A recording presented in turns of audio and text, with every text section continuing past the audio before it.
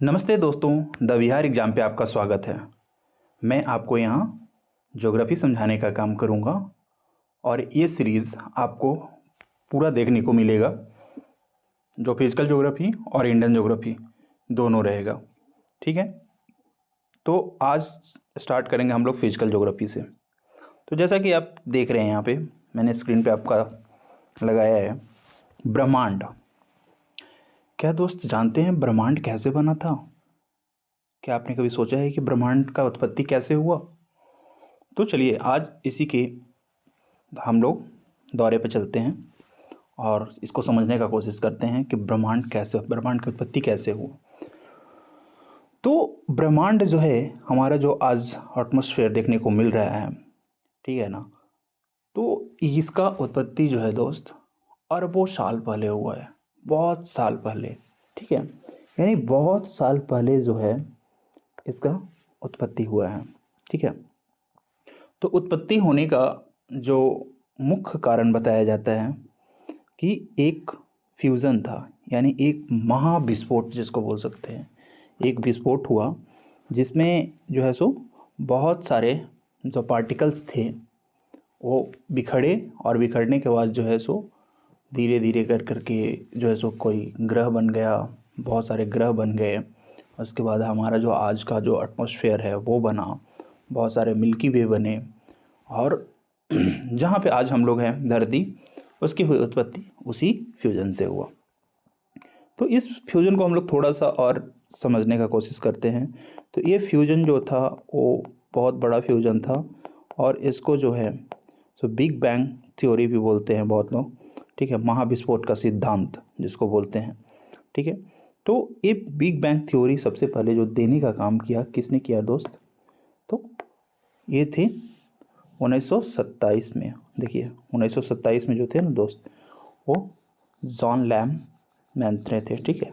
तो इन्होंने जो है सो महाविस्फोट का सिद्धांत प्रस्तुत किया, यानी big bang theory. Big bang theory actually क्या था दोस्त कि हमारे कई बार हमारे जो पृथ्वी है वो नष्ट हुआ है, ठीक है। बहुत बार नष्ट हुआ है। नष्ट होने का कारण क्या है कि जैसे कि डायनासोर वगैरह जो थे ना, उनका काल भी था। तो एक बार जब विस्फोट हुआ तो जो भी 25 केजी से जो भी ऊपर के जो भी जीव थे वो सारे मारे गए, ठीक है। उसी तरह से हमारा जो है सो बार बार माने बमबार्डिंग हुआ, विस्फोट हुआ और विस्फोट होने के कारण जो है सो हमारे पृथ्वी पर तरह तरह का गोला दिखने को मिलता है, तरह तरह का गोला आता है, आग का गोला आता है। और आज जो हम समुद्र देख रहे हैं, गड्ढा जो हुआ है उसी के कारण जो है, जैसे कि ऊपर से आया और एक गिर गया, तो यहाँ पे बहुत गहरा हो गया, गड्ढा हो गया, ठीक है। तो इस तरह से जो है सो बमबार्डिंग ऊपर से हो रहा था और सारे सारे ग्रहों पे ऐसा हो रहा था, ऐसा नहीं कि केवल पृथ्वी पर हो रहा था। लेकिन पृथ्वी पर एक अलग ही वो बना, एटमॉस्फेयर बना, ठीक है। तो उसमें क्या हुआ कि आपका पूरा जो है सो बहुत वर्षा लगातार जो है सो जब वो हुआ, बमबार्डिंग हुआ, विस्फोट हुआ, तो उससे धुआं जो उठा, धुआं जो है वो जो धुआं जो उठा वो एक लेयर का काम कर गया, ठीक है। तो वो जो लेयर का काम कर गया दोस्त, तो लेयर का जो काम किया, ये वाला देख रहे हैं ना आप, लेयर का काम किया, तो एक अलग प्रकार का जो है सो हमारे यहाँ जलवायु का निर्माण हुआ। अब वो जो है सो वर्षा लगातार कई सालों तक जो है सो पृथ्वी पर वर्षा हुआ, उसके कारण पृथ्वी का ऊपरी सतह जो है सो ठंडा होने लगा, ठीक है। ठंडा होने लगा। आज भी जानते हैं आप लोग कि जो कोर वाला एरिया है वो बहुत गर्म है, ठीक है। तो ऊपर वाला जो सरफेस था वो ठंडा हो गया और उस पे जो कई प्रकार के जो मेटल थे, कई प्रकार के मेटल से जो है सो बन करके ये पृथ्वी का जो ऊपरी सतह है आज हमको देखने को मिलता है, ठीक है। तो सबसे पहले उत्पत्ति जो है इसी के अंदर, पानी के अंदर जो है सो एक जीव, ये कोशिका वाली जो एक कोशिकीय जीव जो थी ना, उसकी उत्पत्ति हुई। तो एक कोशिकीय जीव की उत्पत्ति हुई, उसी में बहुकोशिकीय, उसके बाद जो है सो मछली बना, मछली के बाद जो है सो रेप्टाइल्स बने, उसके बाद जो है सो अनेकों प्रकार के जीव पृथ्वी पे देखने को मिलता है। तो ऐसा बोला जाता है कि हम लोग का उत्पत्ति जो है सो पानी से हुआ है, इसीलिए हम लोग को पानी से जुड़ के रहना चाहिए दोस्त। यानी पानी पियो आप तो आप अच्छे रहोगे, आज भी है, ठीक है। तो ऐसा बोला जाता है कि हम लोग की उत्पत्ति जो है सो स्टार्टिंग में पानी से हुआ है, यानी एक कोशिकीय जीव से हुआ है, ठीक है। और उसके बाद हम लोग आज जो है वो बहुकोशिकीय रूप में देखने को मिलता है। तो चलिए आगे हम लोग थोड़ा समझते हैं। आपको थोड़ा सा बैकग्राउंड मैंने समझा दिया है कि ताकि आपको दिक्कत ना हो कि ब्रह्मांड का उत्पत्ति कैसे हुआ। तो ब्रह्मांड एक विशाल असीमित स्थान है, ठीक है। हम लोगों ने लिखा है यहाँ पे, देखिए मैंने लिखा, ये हमारी टीम का बहुत ही अथक प्रयास है और हमारी टीम ने रातों दिन मेहनत कर करके जो है सो आपके लिए ये पीपीटी तैयार किया है। तो चलिए आइए इसको देखते हैं। ब्रह्मांड एक विशाल असीमित स्थान है जिसमें जो है आपसे ये उम्मीद होता है कि भाई हमारा जो चैनल है उसको आप थोड़ा शेयर वेयर कीजिए ताकि जो है सो और आपके दोस्तों तक पहुँचे, ठीक है ना। तो आपके दोस्त तक पहुँचेगा तो वो उनको भी फ़ायदा होगा। और मुख्य रूप से जो है सो ये बिहार दरोगा को लेकर करके ये बैच टारगेटेड है, दरोगा और एडीओ के लिए। तो दोस्त कहीं ना कहीं जो है सो 15 से 20 क्वेश्चन तो 15 क्वेश्चन तो रखता ही है, दरोगा तो खासकर 15 क्वेश्चन रखता है। तो बहुत मायने रखता है आपका सिलेक्शन में 15 क्वेश्चन ये, ठीक है। तो मैं इस तरह से आपको समझा दूंगा ज्योग्राफी कि भाई आगे चल के आपको कोई दिक्कत नहीं हो, ठीक।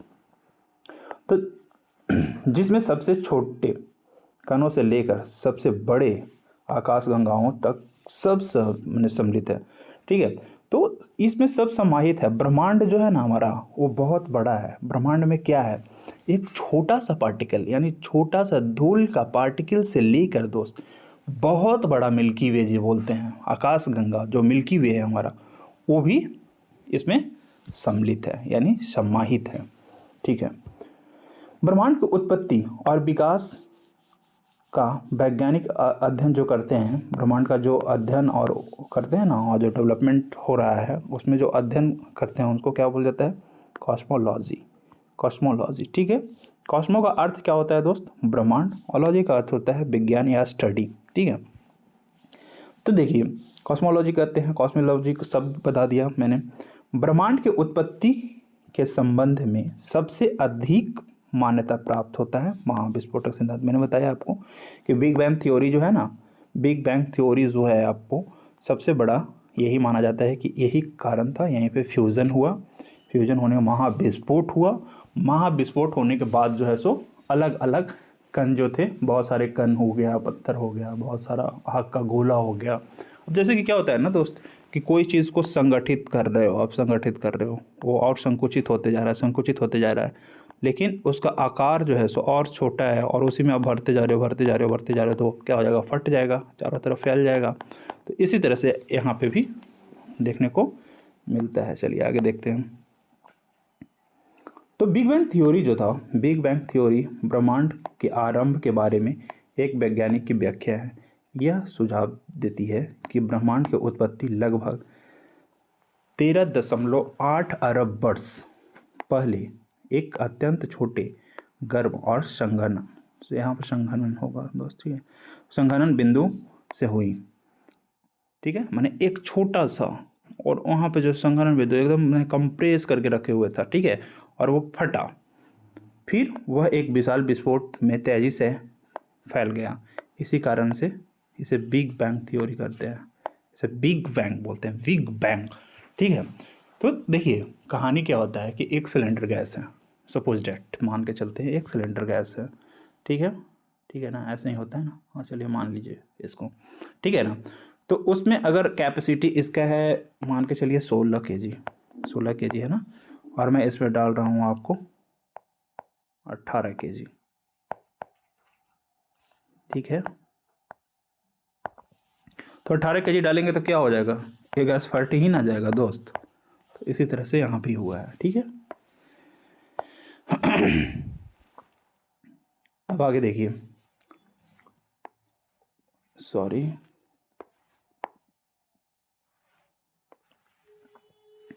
तो 1929 में वैज्ञानिक एडविन हबल जो थे, इन्होंने ब्रह्मांड की एक महत्वपूर्ण खोज की, ब्रह्मांड में एक महत्वपूर्ण खोज की।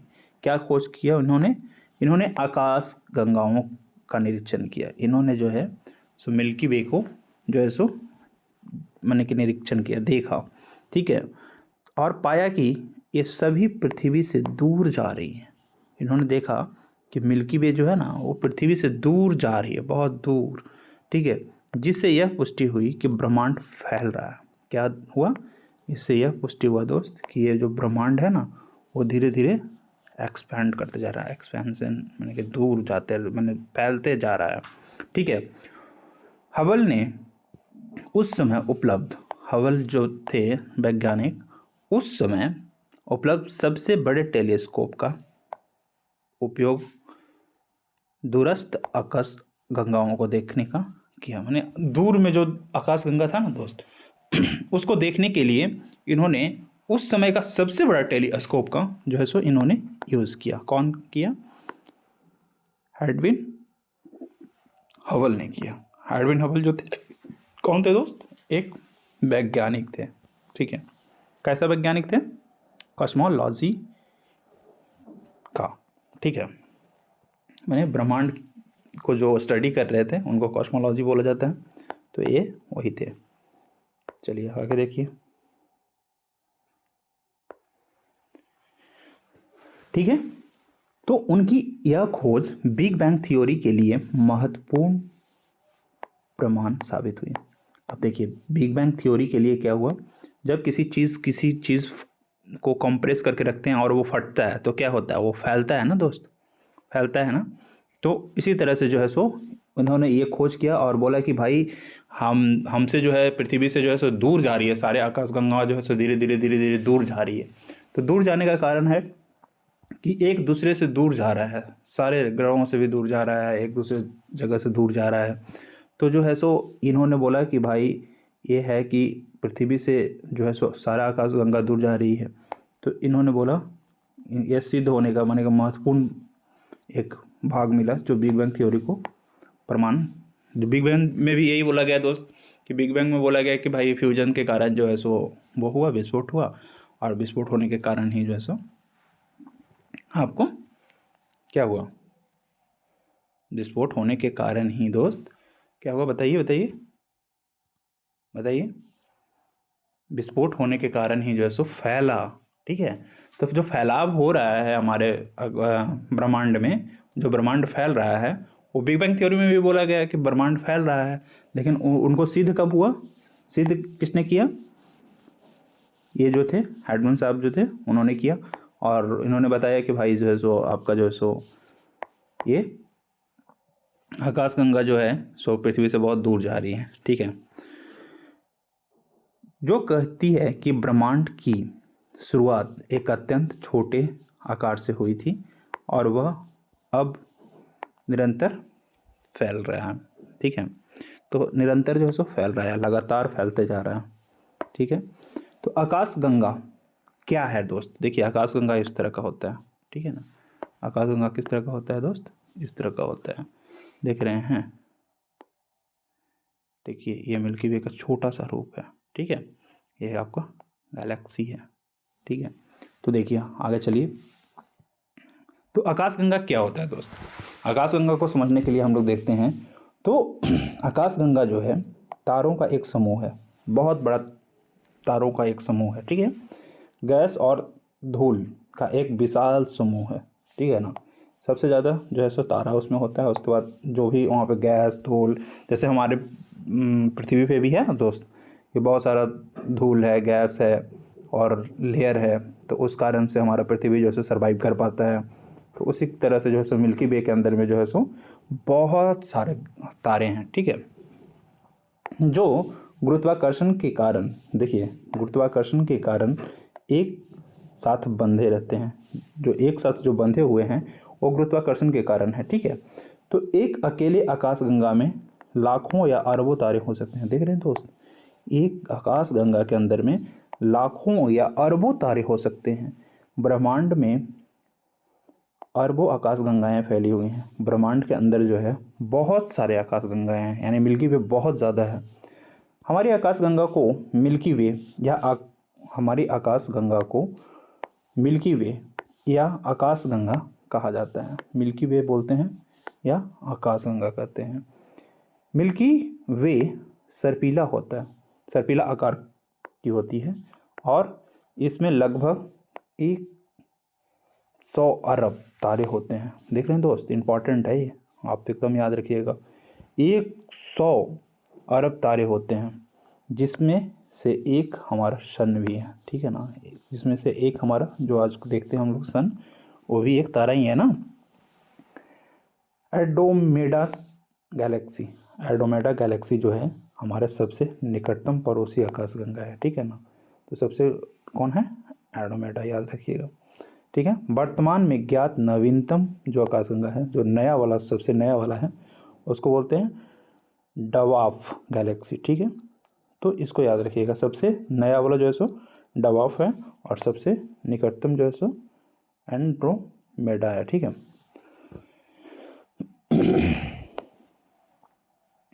अब हम लोग समझते हैं तारा क्या है दोस्त। ये तारा जो है, जो प्रॉक्सिमा सेंचुरी है ना, ये देखिए, ठीक है। तो ये क्या है और ये सन कैसे है, सन भी एक तारा ही है जैसा कि हम लोग जानते हैं। तो तारे जो है सो गर्म होता है, ये तो सब लोग जानते हैं। जलती हुई गैसों से बने हुए एक आकाशीय पिंड है, ठीक है, जो अपनी रोशनी से चमकता है। जो तारा होता है ना दोस्त, उसमें अपनी रोशनी होती है और वो जो है सो हमेशा जो है सो जलती हुई एक गैसों के आकाशीय पिंड की तरह रहता है। जैसा आग का गोला देखे हैं आप, जो एकदम लह करते रहता है, एकदम पूरा गर्म, ठीक है ना। तो वो उसी तरह से जो है सो वो जलते रहता है और एक आकाशीय और गैसीय पिंड है, ठीक है ना। तो उसी के कारण जो है सो उसका रोशनी होता है। नासा के अनुसार प्रॉक्सिमा सेंचुरी सूर्य के बाद पृथ्वी के सबसे नज़दीक स्थित तारा है, जो लगभग 4.24 प्रकाश वर्ष दूर पे है। तो हमारे सबसे नज़दीक में तो हम लोग जानते हैं ना कि सन है, सन को देख रहे हैं। उसके बाद जो है सो कौन है, प्रॉक्सिमा सेंचुरी, ठीक है ना। प्रॉक्सिमा सेंचुरी याद रखिएगा, ये एकदम इम्पॉर्टेंट है। सबसे नज़दीक में सन, उसके बाद प्रॉक्सिमा सेंचुरी, ठीक है ना। आगे देखिए, किसी तारे का रंग उसकी सतह के तापमान को दर्शाता है। किसी तारे का रंग जैसे उसकी सतह के तापमान को दर्शाता है। नीला रंग सबसे अधिक तापमान को दर्शाता है, फिर पीला और फिर लाल। यानी सबसे लाल वाला जो है ना, वो सबसे कम वाला है, उसके बाद फिर पीला वाला, और जो एकदम नीला होता है वो सबसे माने खतरनाक वाला है, ठीक है। मेघनंद शाह ने यह सिद्ध किया कि तारे का रंग उसकी सतह के तापमान पर निर्भर करता है। इन्होंने ही किया था, मेघानंद जो थे ना, मेघानंद, उन्होंने किया कि बताया कि जो सबसे नीला रहेगा तो सबसे खतरनाक वाला है, उसके बाद जो पीला है तो उससे कम खतरनाक, और सबसे कम खतरनाक वाला लाल वाला है, यानी सबसे कम रोशनी वाला। यदि कोई तारा सूर्य से बड़ा हो लेकिन उससे 2 गुना से अधिक ना हो तो वह न्यूट्रॉन स्टार बोलते हैं, ठीक है। और पल्सर, ये क्या बन जाता है, न्यूट्रॉन स्टार, और न्यूट्रॉन हो जाता है, न्यूट्रल हो जाता है, ठीक है, न्यूट्रल, ठीक है। और ये पल्सर बन जाता है। नोवा और सुपरनोवा विस्फोट से बने होते हैं। ये कौन से बनता है, नोवा और सुपरनोवा विस्फोट से बनते हैं, ठीक है ना। सौरमंडल से बाहर सबसे चमकीली तारा जो है, सबसे चमकीला तारा जो है सौरमंडल के बाहर, वो कौन है, सीरियस, ठीक है, जिसे हम डॉग स्टार भी बोलते हैं। जैसे देखिएगा डॉग स्टार कहाँ पे है, ये रहा दोस्त, इस तरह का जो है ना, ये सुपरनोवा हो गया, देख रहे हैं। डॉग स्टार वाला नहीं है, यहाँ पे लगा है शायद, ठीक है। तो ये डॉग स्टार भी इसको कहा जाता है। रेड जॉइंट जो है सो यह एक तारे का अंतिम अवस्था होता है। क्या होता है, रेड जॉइंट जो होता है ना, ये एक तारे का अंतिम अवस्था होता है, ठीक है। तो ये क्वेश्चन जो है ना, ऐसा क्वेश्चन पूछता है दोस्त, दरोगा में पूछ देगा कि रेड जॉइंट क्या है, डॉग स्टार के बारे में पूछा है उसमें, ठीक है। जिसमें जो है सो तारा फैल जाता है और ठंडा हो जाता है, फैल जाता है, उसका फैलाव हो जाता है, ठीक है, और वो ठंडा पड़ जाता है। तो कौन सा हो जाता है? Red joint. वाइट डवार्फ, ठीक है, वाइट डवार्फ जो है यह वह अवस्था है जब तारा यह वह अवस्था है जब तारा रेड जॉइंट बनने से पहले होता है। इस अवस्था में तारा मर जाता है, यानी उसमें रोशनी ही नहीं रहेगा तो तारा रहने का मतलब नहीं हुआ, ठीक है। तो आगे चलिए देखते हैं उर्स मेजर। उर्स मेजर क्या है? उर्स मेजर यह एक प्रसिद्ध नक्षत्र है जो गर्मियों के समय रात में प्रारंभ में देखा जा सकता है, ठीक है, प्रारंभिक में जो है देखा जा सकता है। इस बिग डीपर या ग्रेट बियर या सप्तऋषि, यानी हम लोग बोलते हैं ना कि सप्तऋषि का तारा दिखला है भैया, तो उस 7 तारा का जो एक समूह होता है ना, तो उसको सप्तऋषि भी बोलते हैं, ठीक है, बिग डीपर भी बोलते हैं, ग्रेट बियर भी बोलते हैं, ठीक है ना। तो ये जो होता है वो उसी समय केवल देखने को मिलता है उस मेजर में, ठीक है। तो आगे देखिए, इस नक्षत्र में 7 प्रमुख तारे होते हैं, ठीक है ना। देखिए 7 प्रमुख तारे हैं ना, 1 2 3 4 5 6 7, ठीक है ना। तो ये 7 प्रमुख तारे होते हैं। यह 88 आधुनिक नक्षत्रों में से तीसरा सबसे बड़ा नक्षत्र होता है, ठीक है। इसी समय जो है सो आधुनिक जो नक्षत्र हम लोग का जो चलता है ना, नक्षत्र बोलते हैं ना कि इस नक्षत्र से उस नक्षत्र, बहुत सारा नक्षत्र होता है, ठीक है। जैसे कि अभी पोष चल रहा है, पोष, ठीक है। तो एलियोथ जो है अर्स मेजर का सबसे चमकीला तारा होता है। एलियोथ याद रखिएगा, शायद ये वाला, ठीक है। तो देखिए आगे हम लोग सौरमंडल करेंगे पूरा आज, सौरमंडल में क्या है नहीं है, ठीक है। या सौरमंडल हम लोग कल करेंगे दोस्तों, आज यहीं तक समझते हैं। और आप लोग कमेंट कीजिए क्या आगे हम इसको कंटिन्यू रखें, ठीक है ना। चलिए, थैंक यू वेरी मच।